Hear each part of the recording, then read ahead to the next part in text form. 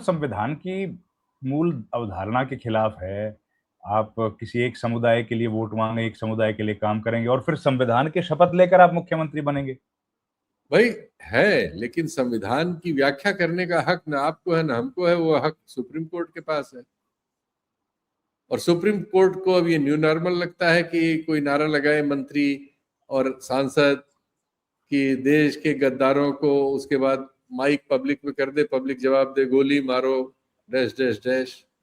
तो अगर supreme court की न्यू नॉर्मल लग रहा है तो उसी की चलेगी भाई। कागज पे तो वही लिख सकता है, नीचे स्टैंप जो हमारे 3 शेरों वाली है वो तो उसी की लगेगी।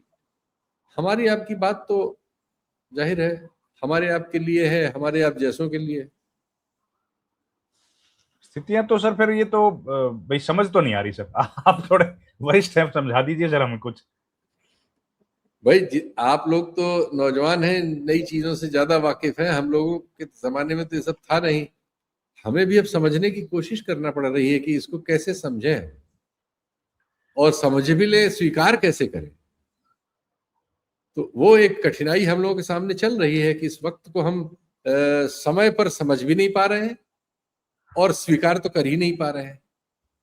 तो एक अस्वीकार्य माहौल में हम जी रहे हैं, अपवाद की तरह। जी भाई सर आंख के सामने हमको दिख रहा है कि क्या गलत है क्या सही है। चलिए हम लोग एक अंदाजा ही लगा सकते हैं, एग्जैक्ट डिटेल्स तो हमारे पास भी नहीं होती हैं। लेकिन ये जी बात तो दिखती है ना सर कि एक महिला जो खड़ी होकर कह रही है कि भाई मेरे साथ लात मारी गई, मुझे लात मारी गई, मुझे पीठ में लात मारी, पेट में लात मारी, तो सर प्रशासन उस बात का संज्ञान ही नहीं लेगा। नहीं, उसमें यह है कि उस महिला की क्रेडिबिलिटी का भी सवाल है। देखिए वो महिला इसी तरह की राजनीति करती आई है। उसने भी अपना बहुत कुछ ऐसा किया है जिसकी वजह से आज उसके प्रति सहानुभूति होते हुए भी सहानुभूति उस तरह से हमारे जैसे मन में नहीं उमड़ती। उन्होंने चीजों को बहुत खराब भी किया है। आज अगर इस देश में 2024 के चुनाव में मोदी जी की पुनः वापसी हुई है, इसके लिए इस देश में सिर्फ वही जिम्मेदार है। उन्होंने वो फैसला जो बेंगलुरु में होने वाला था, जिसमें नीतीश कुमार संयोजक बनाए जाने वाले थे, उन्होंने ही वीटो लगा के रोक दिया था। आप उस परिस्थिति की कल्पना करें कि नीतीश कुमार संयोजक होते इंडिया गठबंधन के, जिनका लालू यादव की पार्टी से अलायंस था, और वो इस देश में 24 के चुनाव में 7 लोग गए होते। आप सिर्फ गिन ले नतीजा, मुझे कुछ कहने की जरूरत नहीं है, और देश गिन ले इसको। और वो उन्होंने किया। उन्होंने, आपको याद होगा सीए के मामले पे उनके 9 सांसद सदन से गायब हो गए थे। याद होगा, आप तो सदन बहुत कवर करते हैं। ऐसे अनेक बिल हैं जिसपे आपने तृणमूल को एब्सेंट पाया होगा 14 सालों में, 12 सालों में। तो बहुत तरह की, और वो बीजेपी के साथ अटल जी के जमाने में केंद्र की सरकार में रही, रेल मंत्री थी। दो दो बार। तब फिर तो दो दो ऐसा बार ही रही। है भाई। अब हम लोगों ने सब कुछ उल्टा पलटा देखा है, इसलिए अब बहुत सारी चीजें जो है उस तरह की प्रतिक्रिया नहीं पैदा कर पा रही हैं जैसा हो सकता है। और अब वो जो कर रही है इसका कोई इसमें सिर्फ खबर बनती है कि मैं इस्तीफा नहीं दूंगी, खबर बनेगी। बर्खास्त होंगी, खबर बनेगी। राष्ट्रपति शासन लगेगा, खबर बनेगी। लेकिन इससे उनके दल की स्थिति सुधरेगी, मुझे इसमें कोई अंदेशा उस तरह से नहीं है जैसे केजरीवाल पर अब मुझे कोई अंदेशा नहीं। केजरीवाल के बारे में मैं पहले भी कह चुका हूं, फिर कहता हूं आपसे, आपके भी कार्यक्रम में, कि अगर केजरीवाल के साथ राज्यसभा में इस समय जो उन्होंने 7 रत्न चुने थे, जो उनको छोड़ के चले गए, इनकी जगह योगेंद्र यादव होते, प्रशांत भूषण होते, आशुतोष होते, प्रोफेसर आनंद कुमार होते, कवि कुमार विश्वास होते, ये सब लोग संसद में अगर राज्यसभा में होते, आप क्या उम्मीद करते हैं हिंदी बेल्ट में इन लोगों की उपस्थिति क्या रंग लाती? और इनकी अनुपस्थिति में जो जिन लोगों को उन्होंने भेजा था,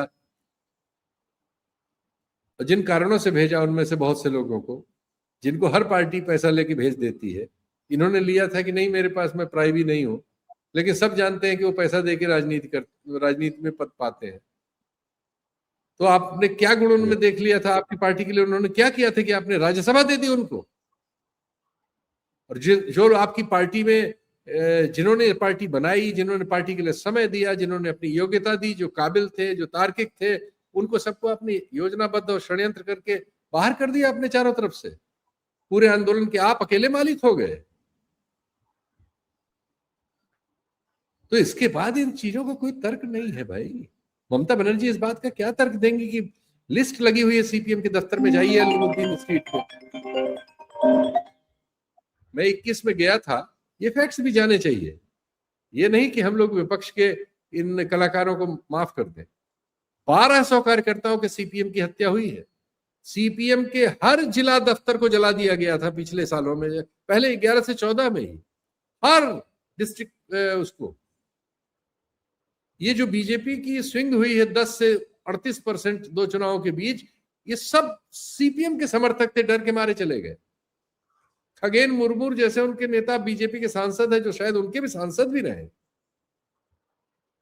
क्योंकि जान का खतरा था। बीजेपी के भी अनेक कार्यकर्ताओं को जो इन्हीं पार्टियों से गए बीजेपी में, 21 के चुनाव के बाद मारा गया था। सबके दफ्तर आपने लूट लिए थे, कांग्रेस के दफ्तर लूट लिए थे। आज कांग्रेस के लोग अपने दफ्तर रिक्लेम कर रहे हैं, सीपीएम वाले रिक्लेम कर रहे हैं। पंचायत चुनाव में आप 1000 लोगों को, 1500 लोगों को निर्विरोध चुनवा लेते थे डरा के। ये सब चीजें ठीक नहीं थी भाई।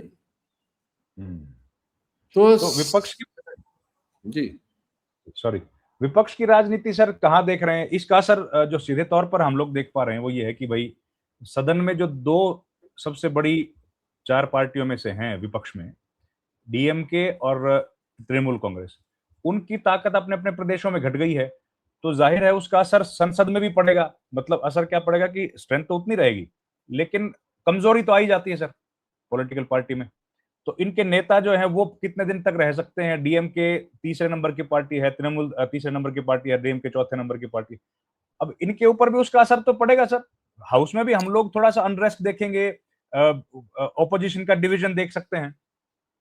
बिल्कुल देखेंगे, नए सिरे से चीजें अपने आप जनता में पुनर्गठित होंगी, नए नायक भी पैदा हो सकते हैं। देखिए तमिलनाडु में एक नया नायक 2 साल में पैदा हो गया, जिसको जनता ने स्वीकार लिया। तो हम इन्हीं लोगों में क्यों विपक्ष देखें जो है ये हमारे सामने, जिनके ये सब अतीत है। हो सकता है कि पता नहीं कौन इस समय जन्म ले रहा हो, हमें नहीं पता, और काम कर रहा हो, और एकाएक हमें पता लगा कि आ गया। केजरीवाल जब आया, अन्ना और केजरीवाल, कौन जानता था इनको? तो इस देश ने हमेशा ऐसा मौका दिया है, और सभी लोकतांत्रिक देशों में दुनिया में ऐसा होता है, और इवन तानाशाहियों में भी होता है। तो समाज अपने सवालों को हल करने के लिए अपने नेतृत्व का को पैदा कर लेता है।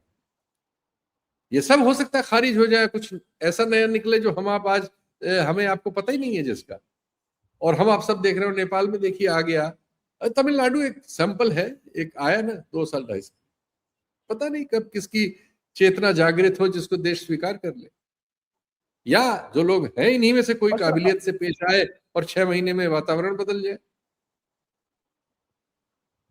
और सर हम लोग तो, आप जो बात कह रहे हैं वो सही है, जमीन पर ऐसे नेता हो सकते हैं, लेकिन वो मशीन में जाते जाते उस नेता के पक्ष में क्या माहौल रहेगा, इसका फैसला करने का अख्तियार जनता के पास रहे तब तो।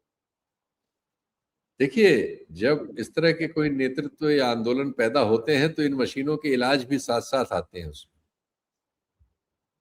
तो अभी हम इसी पर सारे निष्कर्ष न करने की ये मशीनें अंतिम है, ये राजनीति अंतिम है, ये सफलता अंतिम है, ऐसा नहीं है।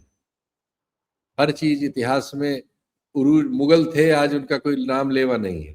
अंग्रेज थे, आज वो एक छोटे से भूभाग में दुनिया के सिमट गए जिनका सूरज नहीं डूबता था। अमेरिका अभी उसने वेनेजुएला के राष्ट्रपति को किडनैप कर लिया था, ईरान में आके पिट के वापस जा रहा है। तो परिस्थितियां कब कहाँ क्या रंग लेंगी, बहुत सरल नहीं है इन चीजों के उत्तर, और बहुत सारे उत्तर हमको पता ही नहीं होते, समाज उनको पैदा करता है।